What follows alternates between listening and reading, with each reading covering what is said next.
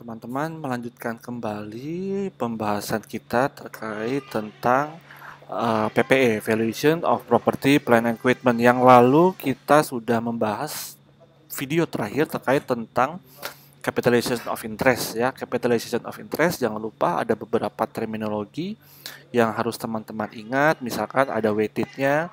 Weightednya itu dikarenakan karena periode pengenaan bunga ya. Kemudian ada available of interest.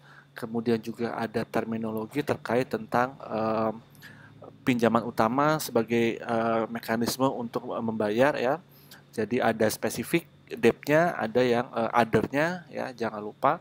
Nah, itu terkait video terakhir kita, dan sekarang kita sambung dengan valuation of PPE ya. Nah, jadi ada beberapa uh, kondisi tambahan ya terkait tentang valuation of PPE. Pertama, apabila pada saat PPE tersebut diperoleh dengan cara discount ya, cash discount ya. Jadi bahwa cash discount itu dia bilang the company should consider the discount as a reduction, pengurangan dari purchase price of asset ya. Kemudian ada deferred payment contract. Deferred payment contract ini dikatakan deferred karena kita deferred payment. Kenapa dikatakan deferred? Karena akhirnya kita melakukan penundaan pembayaran karena kita membayar aset tersebut dengan notes ya. Nah, saya langsung ke contohnya notes saja di sini ya. Jadi untuk membayar equipment, dia bilang ada robot di sini ya.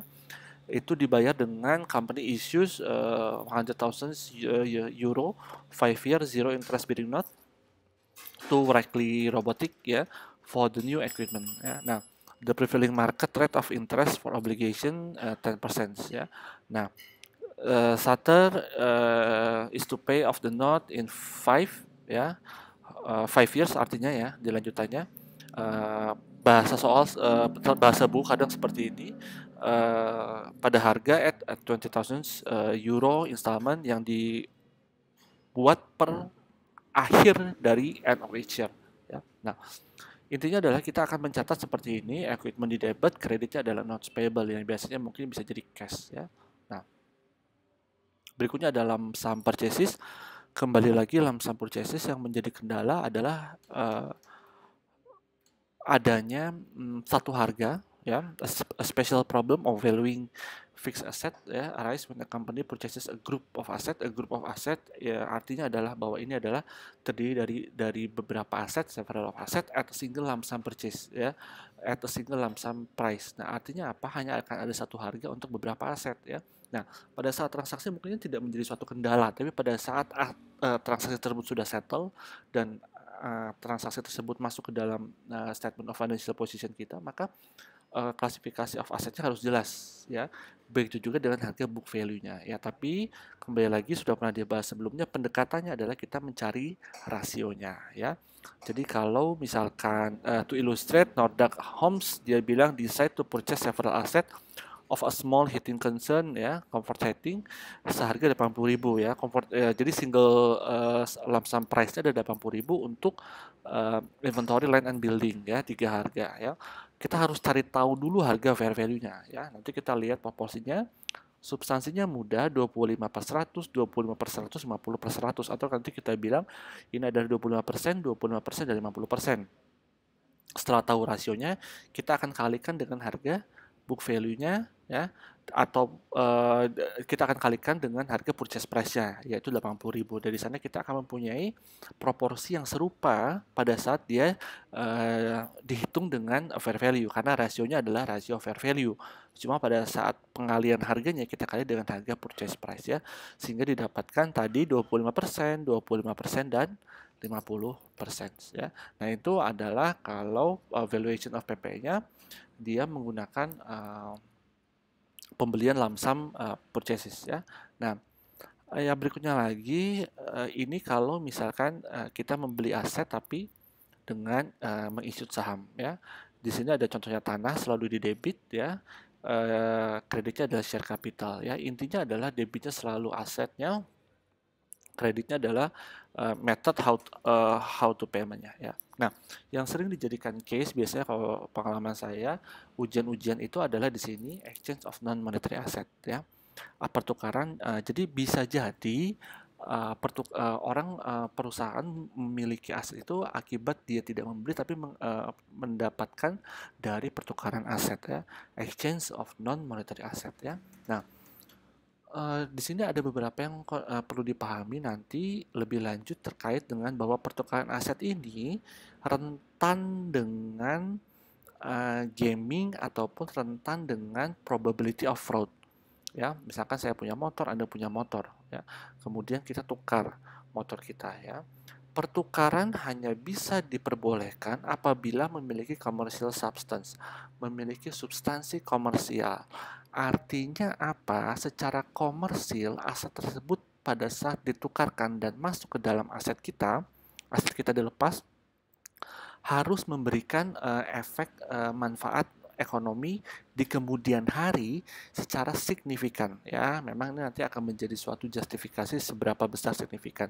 Tapi yang menjadi pesannya adalah bahwa kita tidak boleh menukarkan aset apabila tidak memiliki asas manfaat ya, sehingga nanti ini hanya akan dijadikan alat untuk fraud saja ya. Nah, nanti kita akan ketemu dengan commercial substance. Nah, kita sekarang lanjutkan ordinary. Dia bilang companies account for the exchange of non-monetary asset on the basis of the fair value of the asset given up or the fair value of the asset received ya. Whichever is clearly more evident ya. Nah, itu sebabnya dia bilang companies should recognize immediately ya, any gain or losses on the exchange ya. The rationale for immediate recognition is the most transaction have commercial substance ya. Jadi saya noted di sini companies harus merecognize immediately any gains or losses on the exchange ya, apabila dia memiliki potensi commercial substance ya.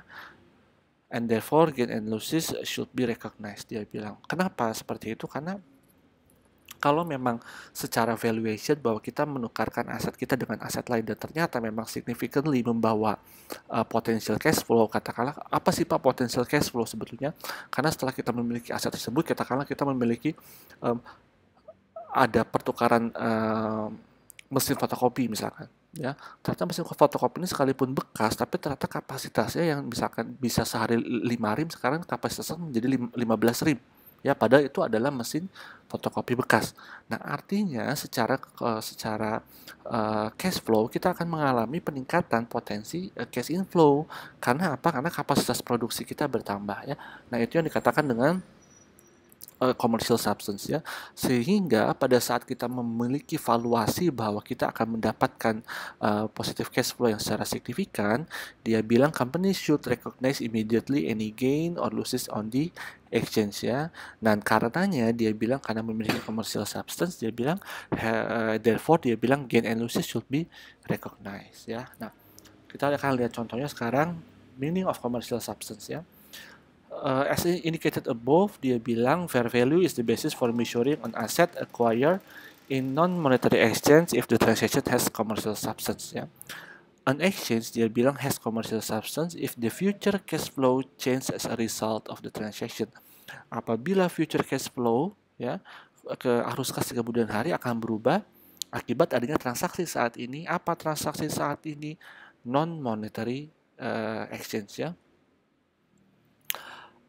That is, dia bilang if the two parties economic position changes, the transaction has commercial substance. Ya. Nah, sebagai contoh, for example, Andrew Corporation exchange sums of its equipment for land held by Rodic Incorporated. Ya.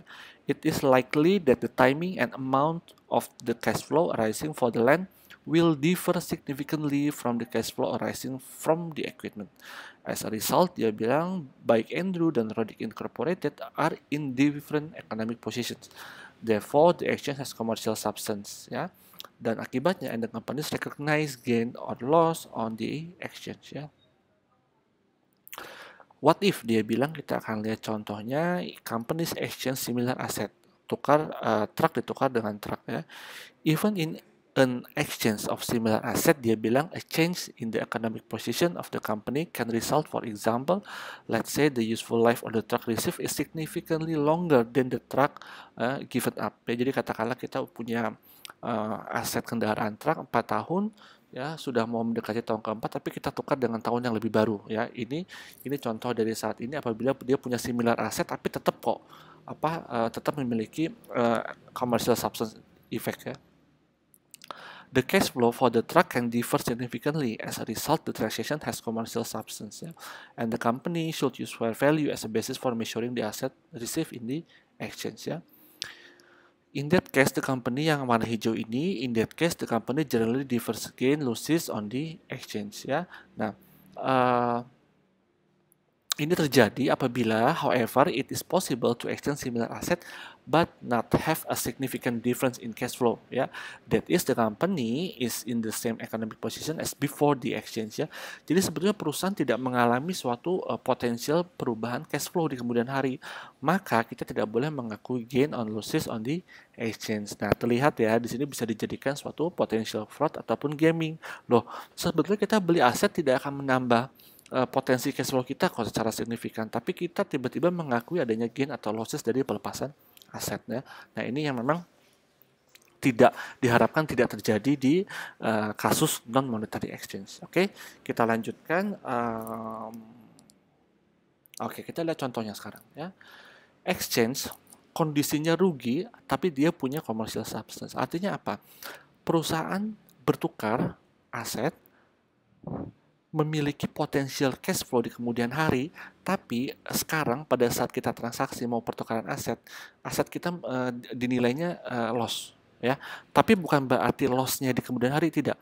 Pertukaran truk dengan truk, ya, katakanlah tadi yang umur asetnya 4 tahun mau saya tukar dengan yang 2 tahun, jelas dong punya commercial substance dong, karena masih bisa bertahan 2 tahun lagi untuk dioperasikan.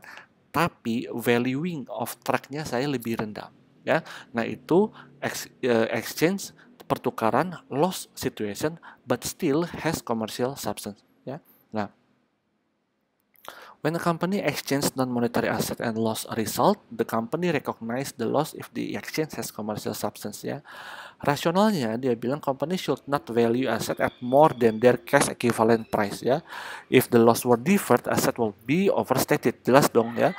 Apabila kerugian apabila kerugian tidak segera diakui, maka aset akan menjadi overstated. Kita mencatat aset menjadi jauh lebih tinggi ya. Nah, itu yang kita tidak kehendaki ya. Therefore, dia bilang companies recognize a loss immediately whether the exchange has commercial substance or not ya. Nah, itu kalau dia loss situations ya. Sekarang kita lihat contohnya. For example, Processing SA trades its used machine for a new model at Gerard Business Solution. Ya. The exchange is commercial substance. The used machine has a book value. Dicatat book value-nya dari 8.000 ya. Tapi fair value-nya 6.000. Kita mencatat aset kita at a book value terlalu tinggi, sementara apresiasi market cuma 6.000 ya. Untuk barang yang baru dan di model list 16,000 saja, Gerard gives information processing trade-in allowance-nya 9.000 ya. Jadi untuk allowance-nya kita akan dihargai 9.000 di dalam proses tukar menukar tadi ya. For the used machine ya. Nah, sekarang kita lihat list price of new mesinnya 16.000 betul, harga mesin barunya kita akan mau tukar dengan kita yang lama ya, dikurangi dengan trade-in allowance for used machine ya. Jadi mesin kita dihargai 9.000, fair value-nya 6.000, book value-nya 8.000 ya. Lupakan untung. Kita fair value-nya book value-nya 8.000 tapi dihargai trade-in allowance 9.000 ya. Tapi ingat dari book value ke fair value kita sudah rugi 2.000 ya. Sehingga cash payment due-nya adalah 7.000 ya. Cash payment due itu adalah artinya deadline cash payment yang harus masih kita bayar 7.000. Fair value of used mesin 6.000 ya. Sehingga cost of new mesinnya menjadi 13.000 ya. Nah, di sini kita akan lanjutkan. Nah, di sini ada pencatatan loss on disposal ya. Loss on disposal-nya nanti ini jurnalnya terakhir ya. Kita hitung dulu ya. Yang bawah ini ya. Fair value of used machine 6.000, less book value of used machine 8.000, sehingga kita mencatat kerugian 2.000. 2.000 kita naikkan ke atas ya. 2.000 kita naikkan ke atas. Equipment 13.000 ya. cost of new machine, accumulated depreciation-nya 4.000 ya, loss on disposal-nya 2.000, equipment-nya 12.000, cash-nya 7.000 ya. Jadi kita masih equipment-nya 12.000 karena dia keluar ya dari kredit. Sekarang mohon maaf, equipment-nya dari debit sudah pindah ke kredit, jadi 12 ketemu 12 offset zero, cash-nya 7.000 yang masih kita harus bayarkan ya. Loss on disposal 2.000, ada di perhitungan bawahnya ya, dan kemudian accumulated depreciation ya 4.000 ya, ada di soal ya, seperti itu ya. Equipment-nya 13.000 kita ambil dari cost of new machine ya. Nah, nanti teman-teman kita akan lanjutkan lagi next videonya kalau kita menukarkan tapi gain situation ya. Jadi has a commercial substance ya. Secara ke depan dia memiliki potensi cash flow, dan untungnya pada saat kita menukarkan aset tadi akhirnya kita tahu ya bahwa bisa timbul loss atau gain dari mana, ternyata dari selisih book value dan fair value. Oke, so tetap di channel ini kita akan masuk ke pembahasan berikutnya, exchange gain situation but still has commercial substance.